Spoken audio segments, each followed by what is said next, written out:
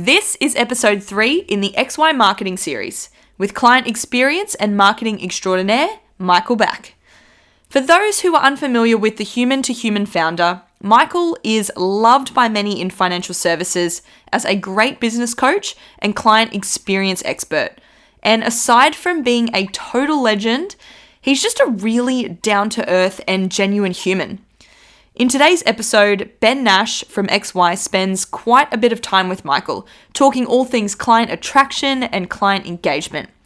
They explore the key elements of marketing specifically related to financial services, and Michael shares with us his wisdom on how we can build thriving businesses by creating more meaningful relationships with our clients and nurturing high-performing teams who are aligned with the business's goals and vision. There are so many nuggets of marketing gold shared in this episode.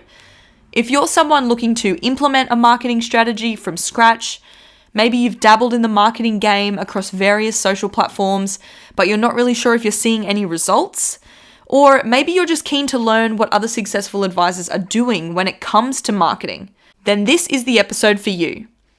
Thank you for letting us get inside your ears, and we hope you enjoy this episode as much as we did making it.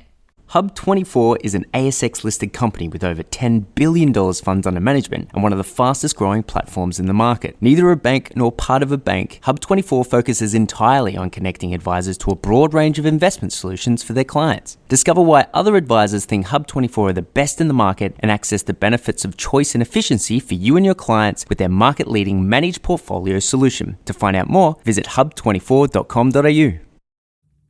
Tell us a story, Michael. A story.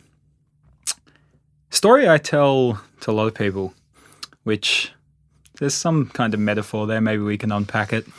I was in South America with a group of friends and we were sandboarding, which for those of you who don't know, is kind of like snowboarding, but you go down a sand hill rather than a mountain. Oh, wow. That's very aptly named. Yes, absolutely. Yeah, it does what it says on the packet. And I'm a bit scared of heights. And so I was at the top of the hill and my mates were all going down and, different ones would come up at different times and I'd have a chat with them and then they'd go and none of them realized I wasn't going because I was a bit scared of heights. I was just happy chilling there, but I was shitting myself. Nice. And eventually someone said, hold on, I haven't seen you go down. Have you gone down? I fessed up and said I hadn't. And I eventually went down with a lot of... Did you shoot yourself? Yeah, not literally, but figuratively, yes. Would have been a very, very different story if I had. Sand cleans all wounds. Yes, it does. Or agitates them as well. But I was going down I went down and I got cajoled, they were psyching me up and I was shitting myself and went down and I stacked it. And it actually felt really, really good. Because the sand was warm and it was soft and it was comfortable. And it was just this moment where I was scared of something.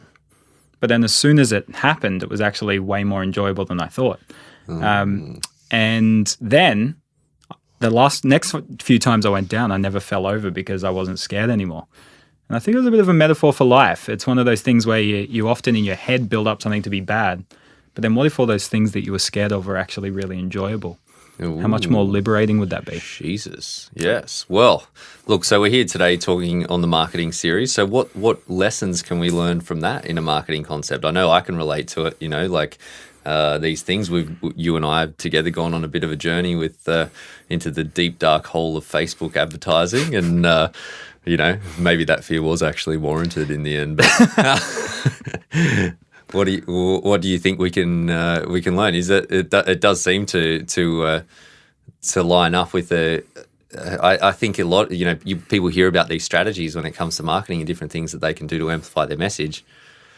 But the fear stops a lot of people, as we've spoken about a number of times, stops a lot of people from actually taking that action. Yeah, it does. And I also think if you look at it just from an experience point of view, that if you are scared of things and block them out, the experiences that you will have are within a narrow range. But, it's that saying, the definition of madness is doing the same thing over and over and expecting a different result. If you want your business or your life to enter uncharted waters, you've got to do different things. And the worst that can happen is probably, more often than not, nowhere near as bad as you think it's going to be.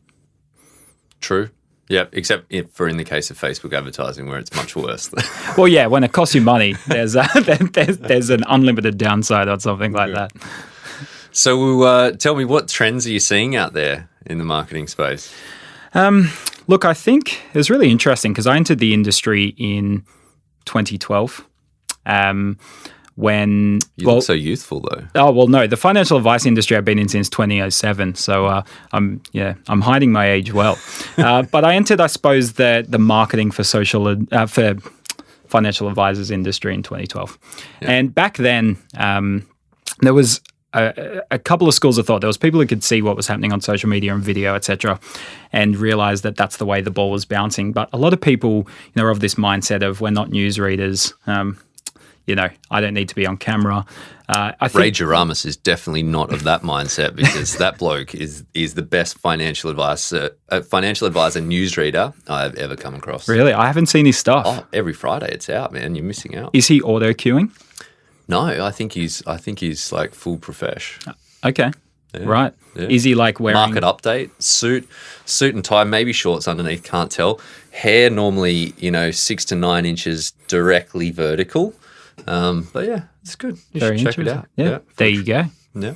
Well, no, so I think it has been really interesting, because back then you'd have 3 or 4 advisors who'd do a budget video update, and then the rest of them just thought those ones were wankers. Whereas now I think a lot of the trends are less about should we be doing this stuff and more about how should we be doing this stuff, which is a much more interesting conversation.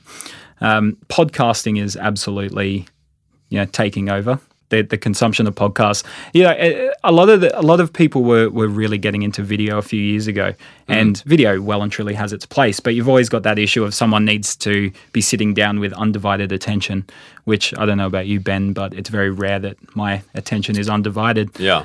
Whereas, if I can be washing the car or mowing the lawn or whatever while listening to a podcast, there's a much greater chance I'm going to do it. So, I saw Gary Vee a couple of years ago, and he said that any business that in the next 5 years doesn't have an audio strategy, they're going to be dead. And I don't know if that drastic comment is quite true, but I think you're seeing the trend there that a lot of businesses are heading more towards the audio path. Yeah, absolutely. Like, I know we were over at FinCon last year, and podcasts were just out of control. Just everyone in the States is so big. Obviously, they've got heaps more people over there, but just massive. And I know that, there's a few people over here doing it really well. We've got a bunch of great listeners on the XY podcast, but it's really sort of exploded here and allowing people, I think, from a marketing perspective, that you're in people's ears. It's like you're literally inside their head, building that know, like, and trust element. So a great way to engage more people. I think too, a lot of this stuff, people, that their mind immediately goes to celebrity. So they go, look, I don't want to be this person in front of a camera that goes in front of 500,000 people. There's a type of person who quite loves the idea of that. But Clayton. I think, maybe. But look, the average advisor doesn't really want that level of exposure. It probably makes them a little bit uncomfortable. But, it's the same with podcasting, that, the goals of, having thousands of people listening and, 5% of them want to enter a conversation about financial advice, et cetera, et cetera. That's a great thing, but it doesn't necessarily need to play out that way.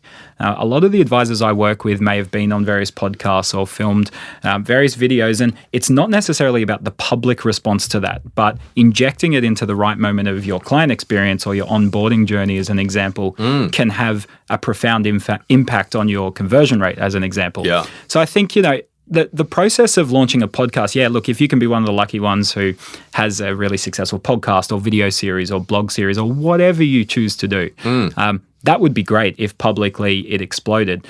But just the idea of refining your message to a point where it can help 10 people is certainly better than just holding it to yourself and not letting it out. So I think there's a lot more micro moments to use great content as opposed to these huge, wide scale opportunities to get it in front of a huge audience, so to speak. Absolutely. And I think the reality is that most advisors aren't going to be able to deal with 1,000 clients at once. It's only a small number and a small and declining number of businesses that can do that. But I 100% agree. I know, I've got a podcast, not one of the XY Advisor podcasts, but a podcast that I did with another group as part of my my email client journey, as you well know, helping me out with doing that.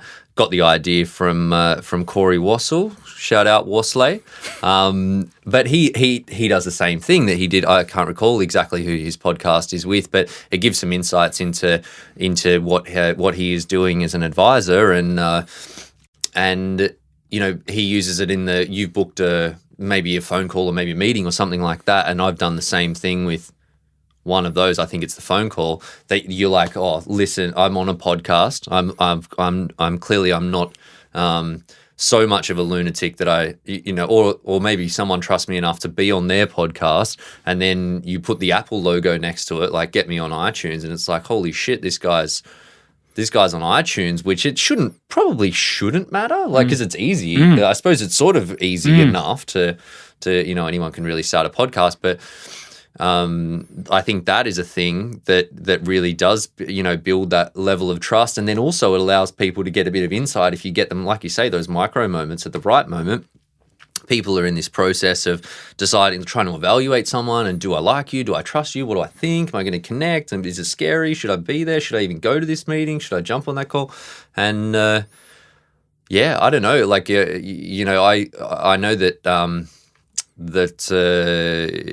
it's been, Corey was telling me that it's worked really well for him. I know I can speak from my personal experience that I was working on a lot of other things at that time, but it's definitely not hurting anything. And I think that people that want to get that detail, then they can get the insight, build the trust, and it's a win. Nice little micro moment. I like that term as well. Yeah, and it's it's there's so many ways to look at it. Like, if you're looking for a pure business ROI, it's possible. But there's so many other benefits too, like obviously scaling your ability to help people. That if someone can listen to your podcast or watch your video or read your blog and change how they do things without ever meeting you, that's a great output. It's great to think that we can do something that lives on for years and years. I spoke to Brett Evans a few weeks ago, and I commended him on a post that I read on LinkedIn about the 5 biggest mistakes expats make with their money. He didn't even remember writing it. And he said to me, isn't that amazing that I wrote something and I don't even remember writing it, and yet it resonated with you? And it resonated with me because I just went, wow, you understand your market so deeply. Like, you could just tell, like, it's just oozing experience, that article. But I was speaking to an expat friend of mine who'd read it and said, I wish I'd read that before. Yeah, I'd become an expat. Yeah. So, that idea of a legacy and having an impact beyond what you can do in 8 hours a day is pretty profound. But even just like refining your message, like, I think knowing something is one thing, but being able to construct it in a way that helps others is true mastery. And it takes a lot more effort than you think. We all have that. I talk about this every day. I'll get in front of the camera and do a video. It's a lot harder than you think. But the more times you go through that process, the more you get it down to that simplicity. And then you can actually really make change happen, because you kind of hit someone between the eyes and they go, oh my gosh, yes, I need to do something. Yeah. 100%. It's like that you're going through the Key Person of Influence program, as I've been as well, and that we were talking about it just before. And you say something enough times and you think about it enough that your message just gets so refined that you can hit those people between the eyes. I noticed that I've definitely done that with. You have these conversations with clients over and over and over again, and then like I do a lot of events and workshops and stuff, and then so you've got to refine the message, and then you say that, and then you practice it, and then you do it live, and then you think about it afterwards, and you refine and make it more succinct and do that, and then from writing the book, I know that like recently put out my book, and then that has forced me to even make it more. Really get that then you get the research behind it, and then you get into it, and then you've got to, you explain it, and you're just getting more and more, I suppose, honed on that message, so that when it comes to these content bites that it's really, it is succinct and it is hitting the people between the eyes. But I think you're right. In the words, in the words of the rapper John Wayne, legend, total legend. But when he's gone, it's only the words that live on, Backy. John Wayne. I think I should say word. That's probably the most appropriate response to that. John Wayne is a rapper. Yeah. You're not thinking of Lil Wayne? No. Okay. Although, no, I'd say John Wayne better than Little Wayne. Okay. I'm if showing my that's lack of possible. hip hop knowledge here. Really good. Yeah. I've got like a triple J level of hip hop knowledge. But Oh, yeah, okay. you've Next obviously level. gone down Next. a rabbit hole there. Yeah. So I discovered Spotify the other day. I've decided Spotify is pretty good. Really? Yeah. There just you go. Downloaded for the first time. Was flicking through a few playlists. And I was like, holy shit, this is decent. I should introduce you to internet banking. That is a game changer. I met this new client yesterday, and she said she resisted internet banking until 2 years ago. So God help me with my onboarding process. But yeah. Some people love the human touch, Ben. The human, that's what it's all about, I hear, Michael. Well, yeah, I mean, if you ask me, yes. But, you'll never meet anyone who loves and gets more excited by great technology than me. But, I think it's like anything. Whenever there's a trend, we can go too far one way, and then there's often a counter trend. And I think, in this age of automation and bots and, the ability to really potentially run an entire client experience without ever looking someone in the eyes. We have that power at our fingertips now, but when people are kind of starved of their basic human needs of connection and trust and all those things, it means that, when the world zigs, you can zag. So to give you a really simple example, email marketing open rates at the start of email marketing were off the charts because it was novel and people were excited. Now there's so much of it that direct mail in the post is getting an enormous response rate again.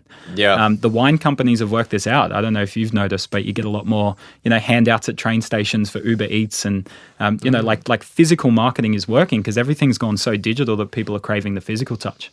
And so as a financial advisor, it's, you can go so far down the path of, oh my gosh, video is so good, I never have to have a face-to-face with my clients. Now, look, most advisors aren't saying that. They get it. Yeah. But injecting elements of deeply personal touches into your client experience can have a profound effect because most other people aren't thinking that way anymore. They think, oh, we don't have to do that anymore, so why should we? Yeah. Well, I think you're right. I think, exactly that technology can do so much, and that's great, and that drives efficiency, and it's scalable, and everyone's use scale, and you need to do all these things, and great, and it's important, and everyone needs to be efficient, and you sort of have to have a level of scale to have a level of profitability in a business as well. But completely agree that you want the human touch to be the deeply personal piece. I know that's the sort of the model that I run in my business where, we're trying to leverage everything through technology as much as we can, but when we're on, it's on and it's, detailed and it's thorough, and that's where you're having those moments and building a real connection with people. So yeah, as I suppose, is that part of marketing, do you think? Oh, absolutely. I mean, marketing is ultimately connecting with people so you can achieve a win-win. Whether that's you solve a problem for them and then your business benefits. I mean, that's what marketing is at its core. So yeah, I think the danger is that, every great client experience needs a combination of two things. It needs to deliver an outcome and it needs to evoke a feeling. And it's very hard to divorce the two because everything we do in life is wrapped up in the feeling attached to it. So, absolutely, I could be running a restaurant and give you the most incredible food you've ever had. But if I don't make eye contact, if I make you feel inferior throughout the service experience, it's going to taste different. I promise you. Yeah. No matter what ingredients I use, no matter how good a chef I am, the product and the experience are just so intermingled. And it works the other way that, if the food's pretty good, but the service is great, and I preempt your beer order because I remember when you came in last time and I know what beer you like to drink. And I remembered that you said you were going on a holiday and I follow up you on the holiday. You're in such a different mindset that when you eat that food, it tastes just a little bit better and you enjoy it more. And it's the same with what we do in the financial advice industry, is that there's a feeling that we need to produce, or not need to produce, that we do. Whether we like it or not, we are producing that feeling. Yeah. And so if you're focusing too much on the advice delivery and the efficiency and the tech side of things without remembering that any interaction you and your business are having with someone is creating a feeling, you're missing out on a golden opportunity. Absolutely. And I think that Obviously we're here on the marketing series, so we're talking about marketing, and it's all, as you say, there are different elements to marketing. I think it's easy, and I know that I've certainly fallen into this trap where you can get distracted with the shiny objects in marketing. And I know I spent, most of last financial year just trying to build bloody online training, and I think I've spoken about it on the podcast a couple of times before, and fucking Facebook advertising, as we were talking about, and it's a deep dark hole, and there are so many things that you can do to that just kill time and take away from that core business. And thankfully for me, it wasn't that distraction translated into a poor feeling for clients, but it definitely meant that I wasn't accelerating things as much as I could have, and absolutely it impacted our new business, the focus on new business and growing the business to the point that it has. Do you think that is that a common is that a common issue that you see with people, that business owners get distracted by all the things and they think that they should be in all of these places and that does things? Or 100%, yeah. It's part of the beauty of entrepreneurs, but also part of the curse is the shiny object syndrome. Getting excited very easily, loving the idea of starting something, but not necessarily getting that fulfillment from finishing things. Hope you're listening, Clay. So in one respect, you've got to channel that enthusiasm of being on the lookout for great opportunities, and that enthusiasm is what carries a business through. But that scattergun approach of being interested in a million things at once usually means that nothing's executed properly, and you waste time, money, energy, opportunity cost, all of those things. When if you apply that energy in one direction, obviously you're going to get better results. By the same token, that can be quite boring and a lot less exciting for an entrepreneurially minded person. So it's about finding a balance in a lot of ways. Or just sucking it up. My coach, David Dugan, who I'm working with at the moment, shout out Dr. Dugan, he says, and I think he does it on purpose, every time we do a coaching call, he puts a big, a sticky note from the flip chart at the back, and it just says, boring is profitable. I think he's just trying to subliminally put that into my mind, but also true. So true, yeah. And I mean, it's... it's the dopamine hit that we get, right, from starting new things. It just kind of gives us that novelty and that trigger. It's almost like why we go onto Facebook and get excited when we see a new friend request or a new notification. You also do get a dopamine hit. I feel anxiety when I see another notification. I'm like, 9+ again. Yeah, 9+. There'd be very few people who let it get to 9+. That's impressive. That shows a remarkable amount of self-discipline. Would say it's slack, but anyway. No, well, I mean, we're painting you in a bad light here. I think you're actually a lot better at focusing than most people.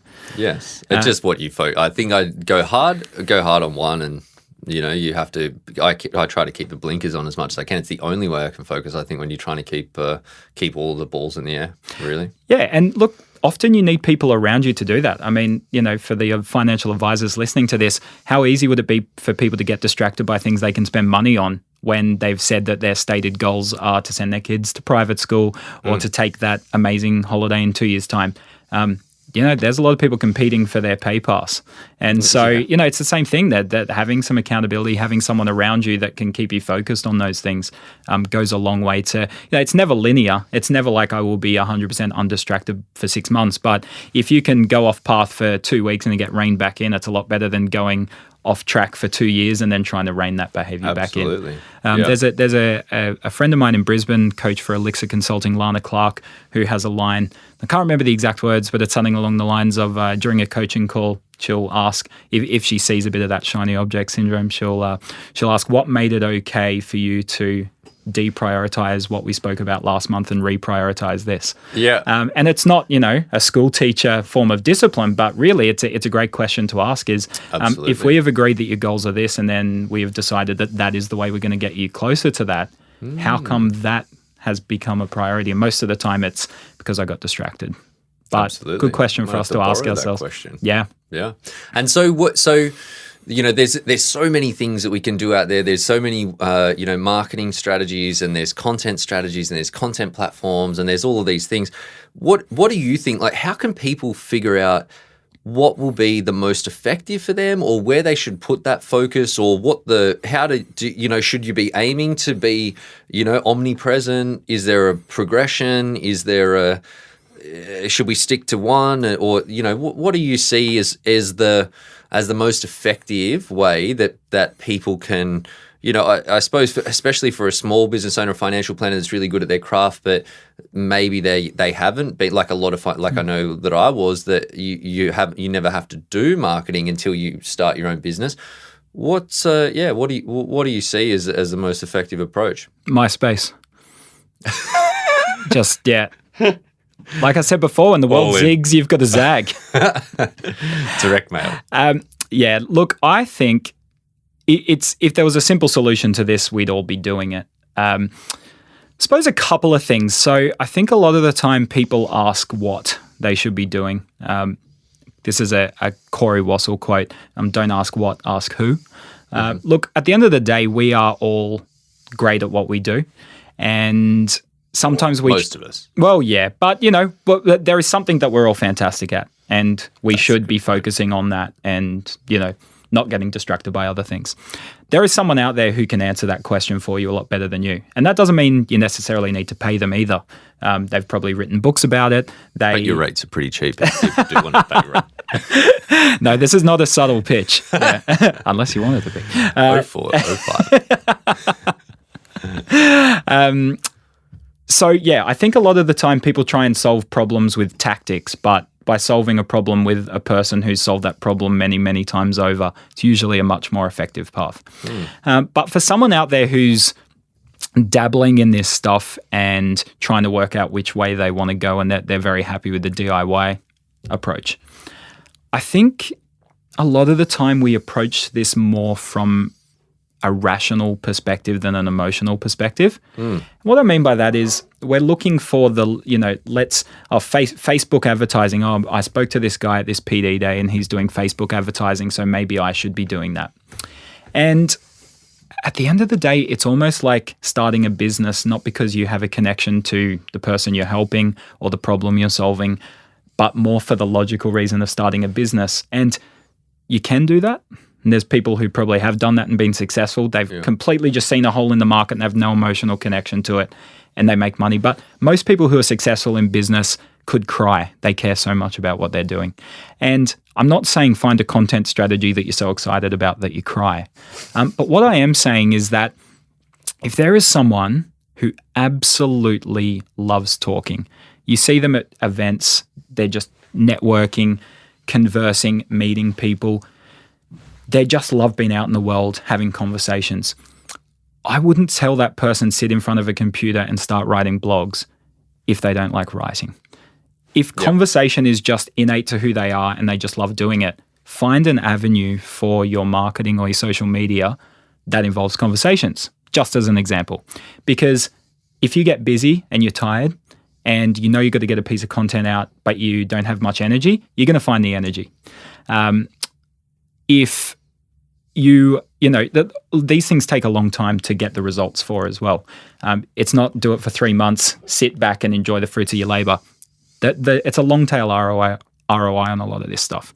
You've got to be seeing this through for 12 to 18 months. And if it's not something you're passionate about, you're just going to get distracted after 3 months and find an excuse not to do it. So I think approach it less from the what is everyone else doing and more it's a bit more of an inward journey, I think, about finding what do you actually love, and deep down, what are you just going to keep doing for the love of doing it, regardless of the ROI?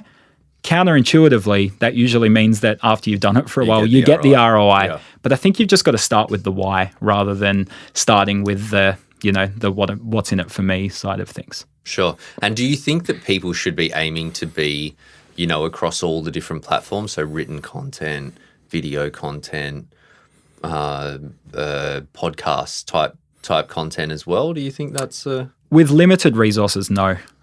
It's that idea of being a mile wide and an inch deep. I'd always recommend someone be an inch wide and a mile deep. Look, start somewhere, get a good traction, work out whether it's for you or not. You might push it to the side, you might love it. you might get to a point where you go, I've kind of scratched that itch and now I'm happy to move on. That's great. But I think as any strategy, just trying to be all things to all people and do everything, whatever you're trying to achieve in life, it rarely produces results. Sure. And how long do you think is the right sort of timeline with that? Like, I know that I actually did one of these on the other side of the microphone with Clay a couple of weeks back, and we were talking about Steve Salvia, who I work with for a bunch of time, and he has a thing. I don't know if I can recall it correctly. Apologies, Steve, if not. But he talks about one message, one channel, 1 year, or something like that. Like one market, one message. Yeah, I don't know. He's got a very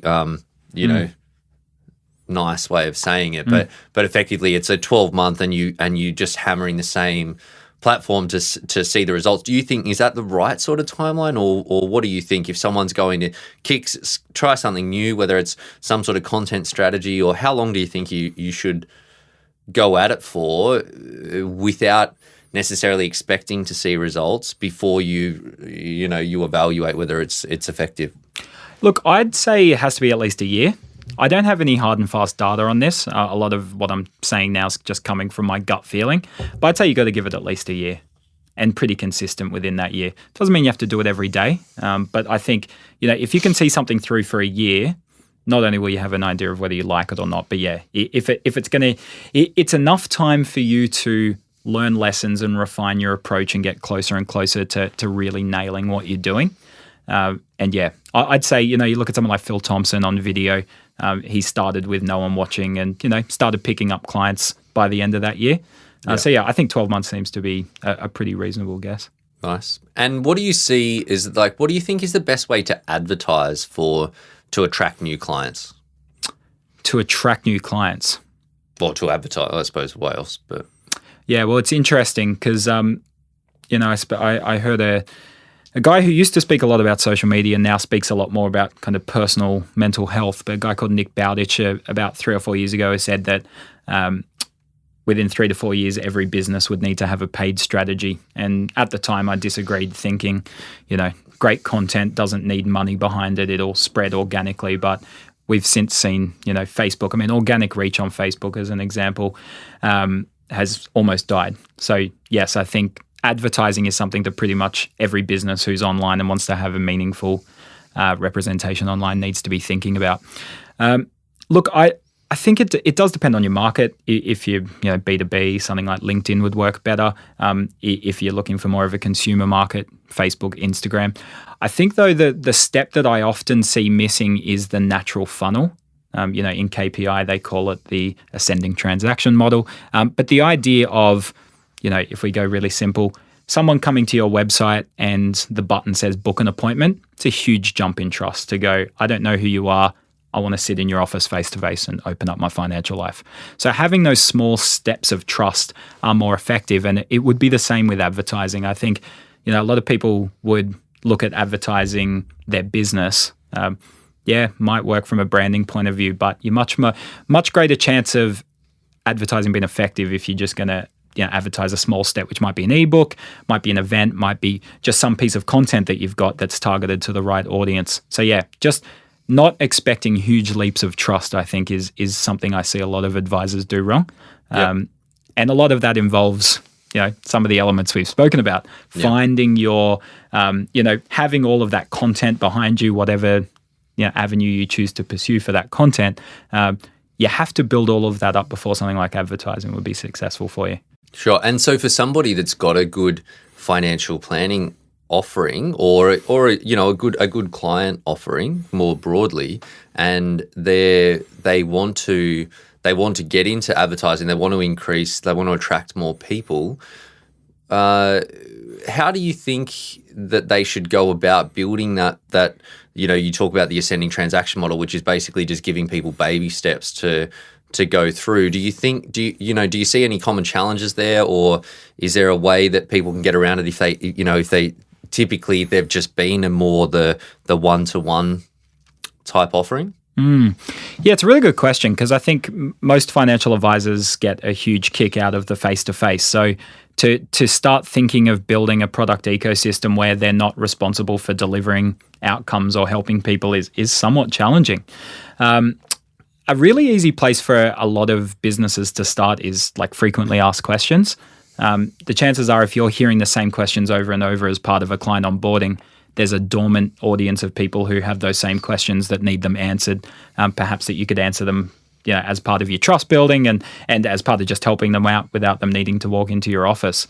But I think a lot of this really is about, looking at the business of the future that you want to build. So, if we were to imagine, everyone wants to scale, everyone wants to grow.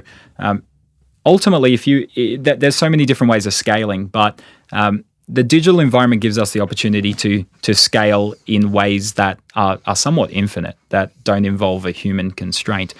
And I've worked with businesses who go on that as a bit of a thought exercise and go, okay, well, if we wanted to look after 100,000 people, a lofty goal for most businesses, what would have to change? How would we do that? So what in our business would be different? And all of a sudden, it's not about face-to-face appointments.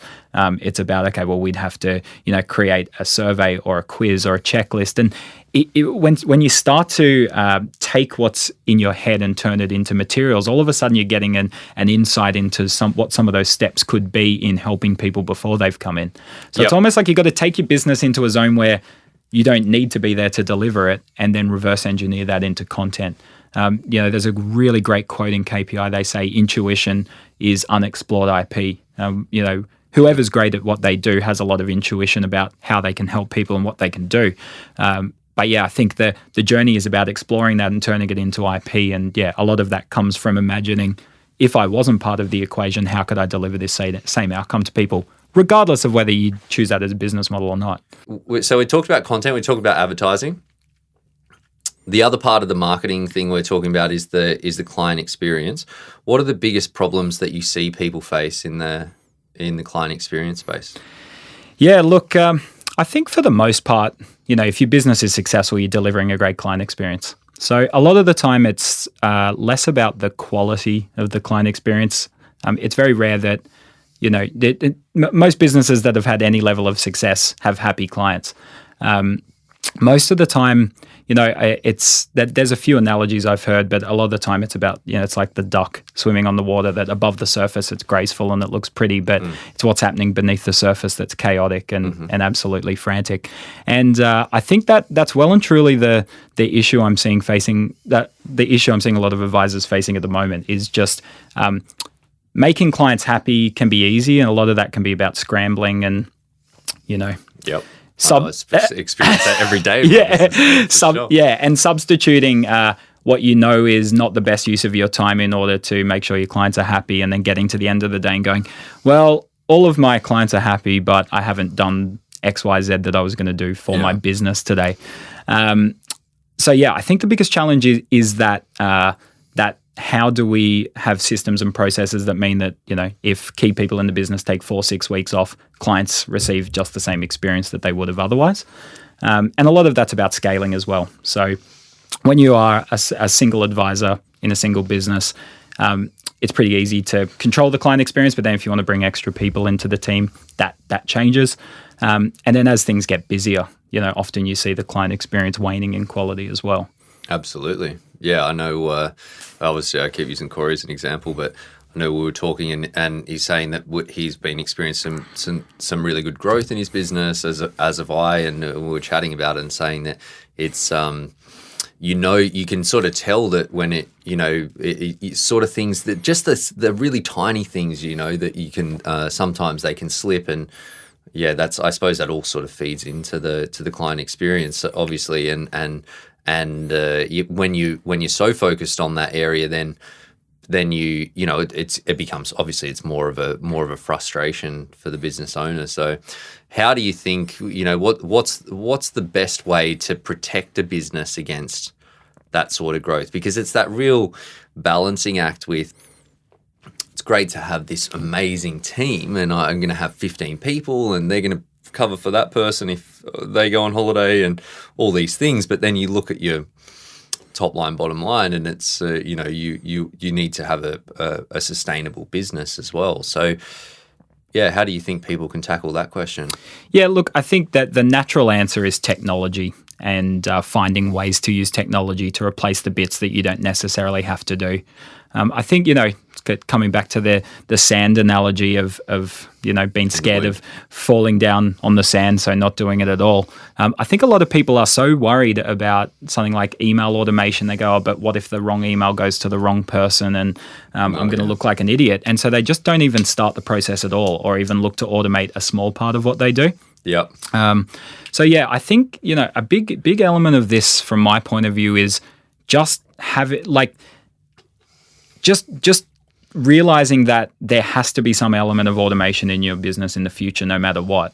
And you could read a lot of books and, wait for the perfect moment, but the perfect moment's probably right now to at least start playing with some of this stuff. Or 10 years ago. That's right. Well, yes, the best time was 10 years ago. The second best time is today. But yeah, I think at the end of the day, if I got an incorrect email from an advisor and I was like, hold on, why am I getting this? And then I reply and say, what the hell's going on? And they apologize. I could move on pretty quickly. Falling on that sandhill isn't as painful as you probably think it is. But then as long as you turn that into a lesson and improve the system and make sure it doesn't happen again, your business is in a better place than it was. Absolutely. So yeah, I think, a lot of it's fear of the unknown. But yeah, there's a lot of young people who eat this stuff up for breakfast these days. They can be SMSing and setting up an email automation at the same time. Yeah. So the people are there who can make it happen. I think a lot of it's just trusting it enough to go on the journey and at least start somewhere and realize that it doesn't need to be perfect to get started. Absolutely. Yeah. The world will not fall apart if you send the wrong sequence to the wrong person. I have learnt this from personal experience. A good tip to get around that is a 10-minute wait at the start of every automation or before every email. So Love that one. When you press the button, you've got 10 minutes to ditch it out. Absolutely. And look, this is something I say to a lot of businesses when we're talking about client experience. The example I often give is, I remember this when I was a kid, that, my dad would come back from work. He's like, I'll be home at 7. And, getting dinner ready and it'd be 7:15. And you could tell mum's like, oh, he said 7 o'clock, what's going on? And then all of a sudden it'd be 8 p.m. And then you could just see mum's a bit more anxious. And she's like, where the hell's dad? And then all of a sudden she'd start verbalizing that. And then all of a sudden, by 9:30 when dad's not home, we're in a bit of a panic because we just don't know what's going on with dad. And all of a sudden he comes in and goes, oh my gosh, I had this meeting. I was supposed to finish at 7. I went till 8:30 and then there's track works on the train lines. I had to get a bloody bus. And this is before mobile phones, right? And so... Could have stopped at the payphone though. Yeah, well, potentially. Although if he's on one of those railway buses, No, you can't. Yeah, and a lot of the time people work in a safe place, live in a safe place, but that kind of halfway point between those two is not somewhere you want to go either and get off the bus and make that phone call. But the point is here that when we're in the middle of information voids, our mind goes to crazy places. And when you look at a lot of businesses that are doing a great job for when things are under their nose, but maybe aren't being as proactive on the communication for things that aren't in your inbox or on the phone or that aren't in your immediate vicinity. If people aren't hearing from you and that they're not receiving any communication, their mind can go, you don't know where their mind's going. They can be like, oh, look, he sold me the world and hasn't followed through. All she wanted to do was get the deal across the line. She hasn't lodged my insurance application yet, whatever it might be. There's so many, you don't know what someone's assumption or their conclusion is about why they haven't heard from you. So, if you look at that, like someone getting the wrong automation and then that leading to a conversation of going, okay, sorry, we sent the wrong thing. At least they're still hearing from you. But if you're so busy that you're not communicating at all with your clients and they're not hearing from you, the outcome could be far worse. Absolutely. Yeah, I think that, I'm a big one for over communication. I don't think that can ever hurt in somebody. The worst thing that can happen is that people say, well, I don't really need to know this, but I think ultimately there's a lot of people out there that they just want to stay informed of what's going on. So definitely, I think, when people are trying to be efficient in businesses, absolutely you need to be able to do that at scale and to be able to do it effectively, efficiently, and make sure that, the people that we're avoiding the information void. Yeah. Right. Look, at the end of the day, people just want to know that you remember them and that you haven't forgotten about them. And so if you, I learned this when I worked in a call center, that if I had a complaint every day, I'd just jump on the phone and ring the person and say, often get their voicemail and say, look, just a quick message to let you know, haven't forgotten about you, still looking into it, still haven't heard back from this person, whatever. And, that's very similar to, say, the insurance implementation process where, a lot of the time you don't have news, you don't have anything positive to report. And a lot of businesses see that as a reason to just, I'll wait till I've got something to tell them and then I'll get in touch. But yeah, over communicating and saying it's still in the pipeline, still in the process, you're being thought of, you're being remembered, I'll keep you posted. I like that. Most people are very comfortable. Yeah. I read a really great book. I wish I knew the name of it for the listeners, but Get Unstuck. Get Unstuck. That's right. Yeah. Or it might have been Clay's book. It was one of your books. Yeah. I think it was Spot Goes to the Circus, actually. Yeah. No, so it was about client experience, and they were talking about Disneyland and how they could just do a really straight line between outside the ride and inside the ride, but it wouldn't move very quickly. But by doing the zigzag shaped queue to get onto the ride, you're constantly moving. And as long as you're constantly moving forward, you're pretty happy with that because you're getting closer. So it doesn't actually speed up the process, but because there's things happening the whole time, it kind of distracts you from the fact you're waiting. And, that's very, you can liken that to any client experience, especially a financial advice one, where there is often periods where things are slow and they can take a little bit of time. But as long as there's communication, there's things happening, there's correspondence, people are going to just feel like they're on that, they're in that queue and they're moving closer to the front of the ride. It's not as exhilarating, the outcome of that. But, you could sit in front of your computer and make sure that for every client that you're implementing advice for, they're hearing from you. But then you can also just make sure that you've got automation set up so you don't have to think about that. Yeah. And so, we see a lot of people like in the XY community there, they've got, newer growing businesses. They're growing businesses and they're looking for different ways to attract, to grow their businesses and to attract new clients. What do you think are the most effective ways that people can find the best way for them to attract new clients? Yeah, it's a huge question. If there was a really simple answer, I'd be an insanely wealthy person. Let me ask you this way. What do you see as the most effective way for generally for people to attract new clients? Look, I think ultimately there's an element of giving without expectation of return.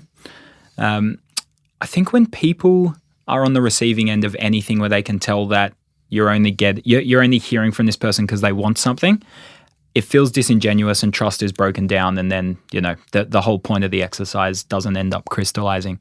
So if I think a lot of this comes back to strengths. Like there's some advisors who are so great at relationships that referral partners are the way to go. There's others who just have so many ideas between their ears and stuff that could really genuinely help people, and so for them social media might be more of the way to go. For others, they just have amazing networks, and it's about, okay, well, I'm really embedded in this gym network. How can I give value to them? At the end of the day, it doesn't really matter what avenue you want to go down. I think find the one that makes sense for you and that feels right, but go into that giving before you expect to receive. Again, it's kind of like that content strategy we were talking about, where it's kind of counterintuitive that the best way to get an ROI is to not expect an ROI. Absolutely. But yeah, going in with the right intention, and if I was a financial advisor and I wanted to start bringing on referral partners, I wouldn't be going in there going, let's swap clients and let's do this split and all these things that are the natural outcome at the end of it, potentially. Focus on the inputs and focus on building the trust first. So I'd be going in there going, forget me as a financial advisor. Let me look around your business and see any problem that I feel like I can solve. Now, in your case, it could be something as simple as, look, I've been doing a lot of videos, and is that something you've been doing? Cool, you can come use my studio anytime. I'll help you do a few. Why don't I bring the equipment to the office and show you what I've got? At the end of the day, like you guys, that there's opportunities just to help people, regardless of whether there's anything in it for you or not. And that's the best way to build trust. Absolutely. Yeah, I think, yeah, spot on. I wasn't expecting that, but I think you're right in that it's the old Robert Cialdini? I don't know how to say his Cialdini, name. yep. Cialdini, in his book Persuasion, amazing read, he talks about that reciprocation benefit, and it's one of the fastest ways to build that trust as well. Are you seeing though any trends when it comes to attraction? Is it moving more digital, or is it still? Are you still seeing, like, because obviously the traditional model is probably more the network and referral type. Are you seeing any changes there? Look, I wouldn't say I'm seeing any clear trends. I think there's definitely more advisors who have built complete sales funnels online now than there used to be, but there's still very few. Like, to be honest, I don't think there's hundreds and hundreds and hundreds of people out there who just say, I'm just getting all these leads off social media and I've never met them before. I mean, it happens, it does, but that they'd be the exception rather than the rule. Word of mouth is still, the lifeblood of financial advice businesses. And, it's not something that you ever want to get addicted to. You want to be branching out outside that. But at the end of the day, it is low-hanging fruit for most businesses. And, when I would start, when I start working with a lot of businesses, there's so many more opportunities to build word of mouth rather than looking at some of these bright, shiny objects on the outside. Absolutely. One thing I would say is a trend that I've noticed is that advisors entering the workplace and speaking to groups of corporate clients or, employees of a business, often just to deliver value. Yes, there often is a more one-on-one process after that, but I'm seeing a lot of that happening. I know that's something that you've been playing around a lot with in the last Absolutely. 12 months. Yeah. But yeah, running events is something that marketers have been doing for decades. Standing on the soapbox and influencing a crowd of people. But I think that's not going away. And if anything, I've seen more people succeeding with that recently. At the end of the day, the problems that financial advisors are solving for Australians are absolute real problems. And, that's the first step of any great business, is make sure you're solving an actual problem rather than inventing one and convincing people they need the solution. Talk about the barefoot investor. You get very mixed responses from most financial advisors, but here's made Australians talk about money. I see those orange ING cards everywhere, and I feel like even in my own family and networks, people are starting to talk a lot more about money. And so I don't know if workplaces being more receptive to advisors walking in, or people actually turning up to these events and wanting to learn more about money. I don't know if that's a demonstrated trend, if we could measure that somehow, but I'd say anecdotally I'm feeling that people are a lot more open to getting on top of their money and realize the importance of it. Maybe because there's a bit of pain there. Property prices on the rise and people either missing out or not sure how to proceed, or whatever the case may be. But yeah, I think the face-to-face stuff's having a surprising result at the moment in a lot of the businesses I'm seeing.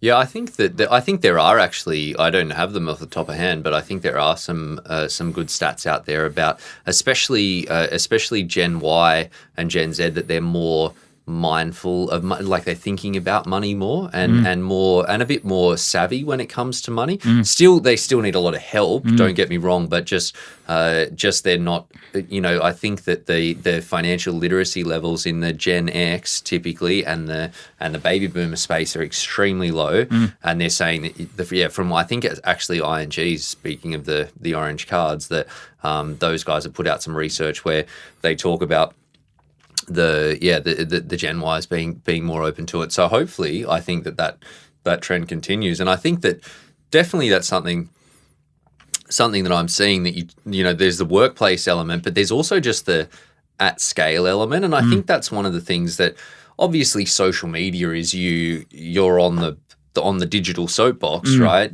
But then there's the advertising, and it's all about amplification of the message. I think one of the things that I focus on that for the last sort of 3 years, and find that, like I mentioned before, that doing presentations, it forces you to really hone that message, but then it gets you in front of more people, obviously, as well. Great that the workplaces are open to it, but I think that there's one of the things that I'm noticing in that space is that there are people doing more presentations, and then people doing more online training, like, you think back to sort of 3 years ago, I think, like, I'm sure there are other people that I don't know that were doing it, but I remember when Lee Shadell, she put out her training, the mindful, I think it was under the Mindful Wealth Movement, or maybe it was a different brand under her business, but that was almost unheard of at that time, and now you're seeing more and more that they're getting out to scale, and I think it's the same with we talk about podcasts and content and bits and pieces as well. That's really pushing people out, so people are trying to move up the scale.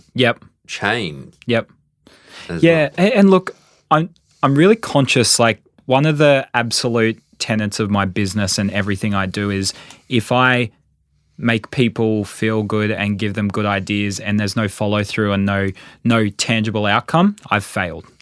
If I do a presentation to a group of people, no matter how much I get paid, if I know in 3 months' time none of them would have changed what they do in business, that was a bad presentation from my point of view, no matter what their feedback's like.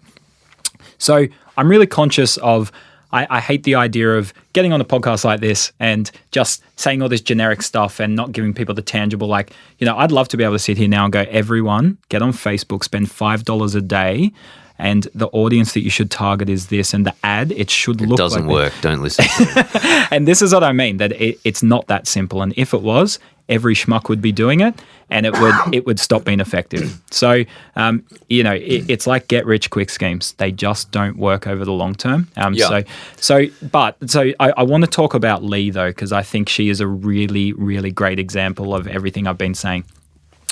There was no business coach in the world who could have sat down with Lee and said, before you start talking, Lee, the path to you is yoga, mindfulness, and money. There is a connection there. I'm telling you, this is the next growth area. All you've got to do is learn a bit about yoga, become mindful, connect the spirit and how money is affected and affects the spirit, find the interconnection between them and niche in that area. You're going to build a successful business. You'd bet against it. You would. But do you know what? Lee didn't focus on someone else's opinion. She just got connected to her truth, and that was her truth. And she saw that connection that no one else had seen and trusted her gut and just went for it. And so... Smashed it. That's it. And so, I said this earlier in the episode that it's not about the head. It's not about looking outwards necessarily and going, that's the gap, I'm going to fill it. It starts by looking inwards and going, what's my truth? What am I excited about? Lee going overseas and doing a retreat and speaking about money at a yoga retreat is not work for her. That is her in flow. What a beautiful gift that she can give the world, that she can be in flow and help people at the same time. And that's what we all need to find to some extent. Now, it mightn't be as overt as yoga or mindfulness. It might be something quite subtle. It might be 5 or 10% different what our truth is compared to another financial advisor. Lee's an extreme example, but I think we've just got to own who we are. We've really just got to cut all the crap and get out of our head and go, what do I bloody love doing? And geez, what's the bit that I help people with the most? What's the bit that they value? And just double down on that. Absolutely. Yeah. And, a lot of that is about being self-aware and speaking to the people that you serve and truly understanding the value you provide. But there's an element of faith to all this, and there's you just got to trust your gut. Yeah, that's what I was going to say. Actually, I think it's that element of intuition, and I would hazard a guess that that's part of what drove Lee to start her when she was doing the money on the mat sessions or whatever, where she was doing a bit of yoga and then chatting a bit of money. And I know that for a lot of the work that we've been, working together for a couple of years, and I think some of the best decisions that we've made collectively they've come from your intuition or mine or a combination of those, where it's just like, I've got this idea. I remember one of them where we're talking about the fee, disclosing the fees, which I think as an advisor, you always get told to, hold on to that and don't tell anyone the cost until the end. And then you tell them the cost. But I literally woke up in the middle of the night and I was like, I should just create a video that tells them the fees. And then I should just give it to everybody and then they know what the fees are. I was like, I think that'll work. And it was quite It was like it was pretty unconventional. I think I've not heard of anyone else doing it, but I just thought it would work. And let me tell you, it worked, and I think that Game changer. I'm not, and like massive. that's a lofty phrase, but it really was, wasn't it? Yeah. I think that the Wasley, as seen on iTunes, superstardom with 35 downloads, maybe. Bit of social proof. That trust and building it up, but that's pushed our conversions, like more than doubled our conversion rate. All of those changes together, and I think that there have been other things that we've done with advertising stuff or with email sequencing and bits and pieces, and sometimes you just feel it. You've got to sort of go for it, and I think that that's something that you're saying across a lot of the channels, where a lot of the elements of that marketing, to say, well, you've got to find what you feel, what works for you. Do you trust the instinct, and then give it a go. Don't expect to be awesome. Build on that, and then you refine and measure. Absolutely. I think so. One of my clients, we have a series of Voxer chats. For people who don't know what Voxer is, it's like a walkie-talkie app, but you can set up different channels. And one of the conversations we have on Voxer with their team is called Celebrate the Wins, and it's just great advice stories, great things happening in the client base. Let's share them. And it's a really great way to make sure that the team from the top to the bottom are realizing the impact the business is having. That yes, you're sitting there, pushing paperwork or responding to emails, but you're actually making a difference to people's lives. I digress. One of the stories the other day was about someone young person, mid-20s, had a really high-paying job, very in demand in their industry, and they decided to go, stop working, go overseas for 6 months and just do the dream holiday. This person's sitting on $200,000 in the bank, getting all these offers to come back to Australia to work, and she said to her advisor, look, I'm just not ready. I've never been so happy in my life. I'm completely in flow. I am so happy right now, but logic's telling me that I should come home and earn money. And the advisor said, if your gut's telling you to do that, there's no financial reason why I say you're crazy to stay over there because you're running up debt or whatever. You've got the money. Money is a tool for happiness. So keep doing what you're doing. Go for another 6 months. And, the outcome was, thank you, for giving me permission to do that. And it really made me reflect that any great coach, a lot of the time they're not telling people what to do. They're just giving people permission to trust their gut. A lot of the time we know what we should be doing. And even if it doesn't, end up being the exact right thing, we need to kind of do it just because it's in our heart or our gut or whatever we want to say, to give it a crack and then, either learn a really important lesson, which we needed to learn, or, experience a level of success that we, deep down knew was possible. 100%. And I think that's my job as a coach. A lot of the time I'm not there as this, standing on the mountain with all this knowledge that people are lucky to hear from. I know some things that other people don't know, and sure, that's part of what I help businesses with, but a lot of the time it's you guys have this unique DNA that means that whilst you're selling roughly similar things to other financial advisors, there's a uniqueness to you and your business that they don't have. And that, and you can dig into that, but you kind of surround it with all this crap and kind of let all this logic and thinking get in the way. And the more you can just kind of get out of your head and just go, you know what, there's no logical reason to do this, but I'm just going to have a crack because it's fun or it just makes sense to me.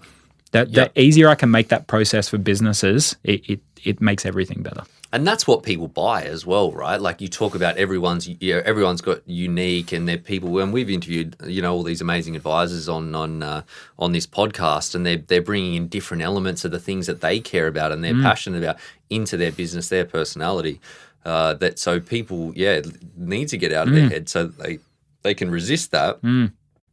Put themselves on display, because that's where the trust, the affinity, and the business comes from. So your question before about if someone's kind of starting a business and they're looking to build those steps in their product funnel, what's the process?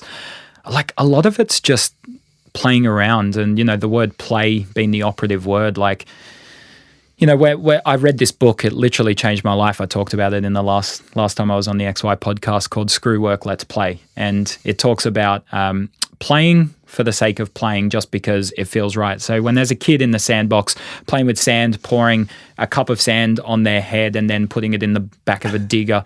You've got this real sand thing happening today. Sand, yes, absolutely. Yeah, what does this mean? I don't know. I think it might mean that you're into marketing. Maybe. But yeah, you don't say to the kid, well, what's the ROI of this? Like, what, are you going to go into the construction industry? Because if not, like, you shouldn't. If you want to be, you said to me yesterday, Alex, you want to be an astronaut. So I don't think you should be playing in the sand. I think, or no, look, that industry is going to get outsourced to the Philippines. You shouldn't be playing in the sand, mate. You should be in front of an iPad there. Like, that's not what we do. We just let people play because it feels right. And we lose that sense as we get too logical as we grow up. And so I think, Gary Vee said this so beautifully. I'm not going to say it anywhere near as nice, but I saw him present in Brisbane last year. And he talked about how frustrated he gets when business owners ask that question of what platform should I be on? And, he uses a lot more expletives than me, but he's like, I don't know. It's like, I have absolutely no clue. Except for audio, because he's all about the audio. Well, yeah, but what platform is that, right? Like, are you putting it out on Facebook or Instagram? Or, it's like he said no one in the world has invested more hours in wasted, redundant, useless social media platforms than him. But he's had the humility, as he says, to just not expect that everything he does needs to have an ROI, otherwise he doesn't do it. There is an ROI. It's a longer term that you've learned a lesson. That's right, but it's not always measurable, and you hit a lot of dead ends. And it's not always this 3-month thing where you see the results instantly. You've just got to you've got to expect the dead ends and keep pushing forward. And Absolutely. so yeah, a lot of it is about play. A lot of it's about experimentation. There's a fine line there though, because like we said before, if you're doing 20 different platforms, you can be spending a lot of effort and energy and not doubling down on anything or going through enough of a learning curve. Or, if you subscribe to the 10,000 hours, you don't get that by doing, 5,000 things 2 hours at a time. 100%. So, play around, but then when you get a hunch that something makes sense to you, is working, you're excited by it, just go for it. Absolutely. Yeah, look, I get the sense that you should, I always thought it was important to be across all channels. We were at this event on last week though, and I just logged into my Twitter because I typically just go on Twitter when I'm tweeting at advisors, basically at advisor events. And for the last little bit, I've been sort of avoiding that to a degree to focus on other stuff in the business. And I realized that the last time I logged into Twitter was in 2016, which I got in trouble with the lovely Naomi Christopher, for, because she said she tweeted at me like 150 times and I hadn't responded. But I always thought, you need to be everywhere. But what I've learned is that you sort of having something like having a presence there where people can find you, that's important. But then you can redirect them to other places where you play more, right? Like the things that you really want to be in, and then you can focus on an area that you are passionate about that aligns with your natural skill set or where you find your flow, and then you can build from there. And typically, if you master in inverted commas, that if you achieve a level of success, then that can often open doors into other areas, other channels, and then you say, well, actually, I like this part, and I can tweak this and put it somewhere else. Yeah. So, look, just before we wrap, because I could talk to you all day, as we often do. But tell me, I'm keen to get you capstone. So, tell me about the common challenges that you see when it comes to from a marketing perspective, how we can solve them, and what are the key things that people should be focusing on. Yeah. So just to qualify what you mean by capstone, that's a KPI term. I was going to leave it in magic and just say that you were just like a succinct, very organized human being. Yeah, it's interesting. Since I've done KPI, it sounds like Ben and I speak a different language most of the time. It's kind of weird and cultish sometimes. So look, I say to people that I help build financial advice businesses through happy clients and a high-performing team. It just so happens that there is a huge crossover between those two things. So I would say it's almost impossible to have happy clients unless your team are happy. And if you have the right feedback loops in your business, when clients are happy, it can also make the team happy, provided they're connected enough to that. So, Tony Robbins talks about, I'm going off capstone here, but I'll come back to it. You get out. I fail pitch fest. Tony Robbins talks about 4 basic human needs. I might get the words wrong, but the principles are the same. Stability, variety, significance, and connection. They are 4 needs that we all have, that we need to different degrees, but they are the absolute basic fundamental needs that we all need to fulfill to some level. There's 2 optional needs. One is contribution and one is growth. So literally, you could live your whole life without helping anyone else or giving back to the world. You could also live your whole life hardly growing. Sure, you're going to grow in size.